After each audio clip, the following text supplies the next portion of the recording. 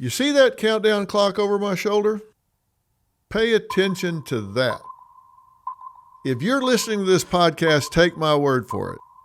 It's there. Perfect. You all passed my 8-second experiment. Today, the human attention span is, wait for it, 8 seconds. That's shorter than a goldfish. That's shorter than a squirrel. Get me one of those squirrels. I want one. Now, is that because we're stupid? Almost as stupid as a stupid does. Maybe some of us are. But it's because we're drowning, fried, numb. Or as Gen Z calls it, we've got brain rot caused by mindless hours of scrolling on social media. Now, you probably said, okay, yeah, I saw that coming. However, the real story is brain rot may be the most dangerous cultural shift of the decade. Here are some headlines. Brain rot is Oxford's 2024 Word of the Year. What does that say about society? Here's the next headline. Why teenagers are deliberately seeking brain rot on TikTok. TikTok rewires the brain. Short video addiction shows structural brain changes in emotion and reward centers. The key words there are structural brain changes. That means your brain is changing its shape.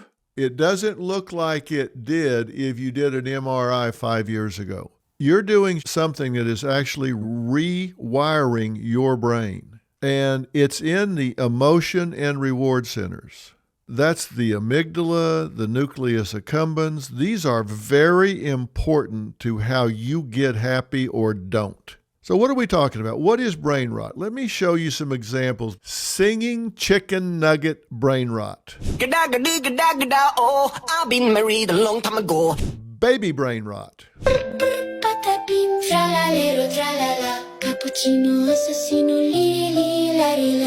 Brain rot quizzes. I've been running into you in my head, in between what blank. It's social media content, words, memes, videos that often have no meaning in the real world.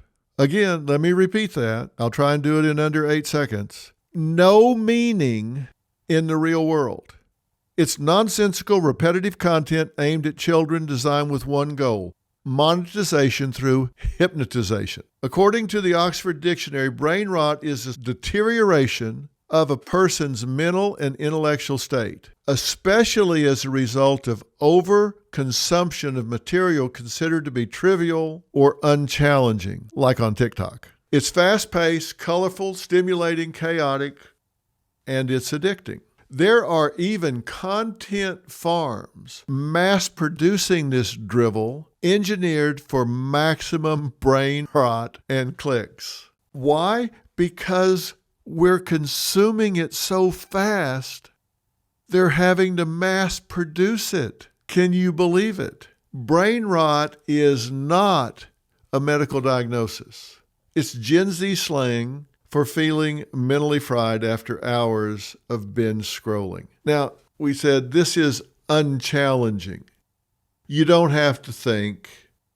You're not curing cancer. You're not having to challenge yourself. It's not even a riddle.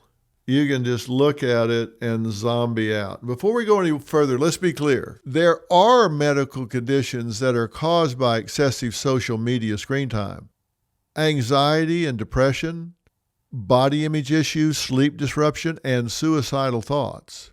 So it's a danger to use the term brain rot to sugarcoat serious medical issues. You can call it brain rot, call it whatever you want. MRI scans show, as I said, structural changes. The orbital, frontal cortex, and the cerebellum, these are areas that are affecting emotional reward and cognitive control.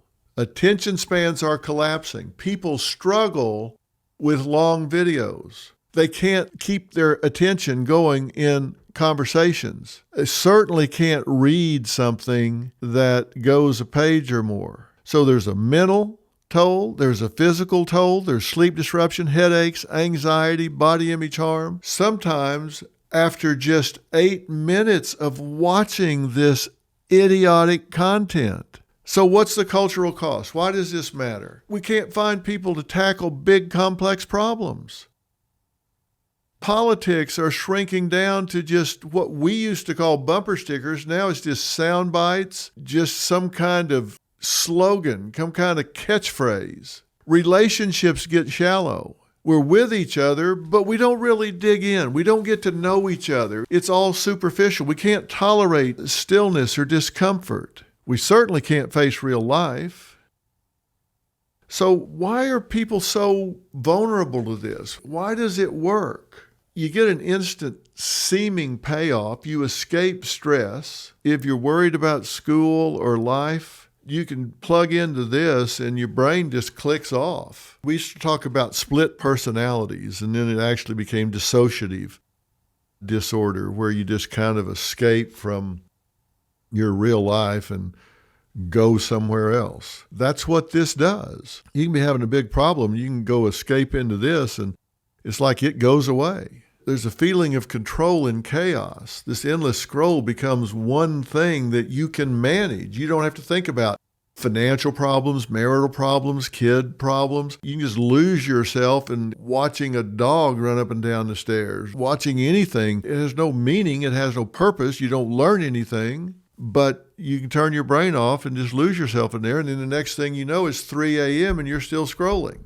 Microdoses of relief instead of actually solving a problem, which gives you a big payoff with real consequences in life. There's a neuropsychological underpinning to this because you've got dopamine that's just being excreted in your brain. So you go, wow, this feels good. You've got cognitive offloading. The algorithm keeps you entertained so you don't have to think or feel.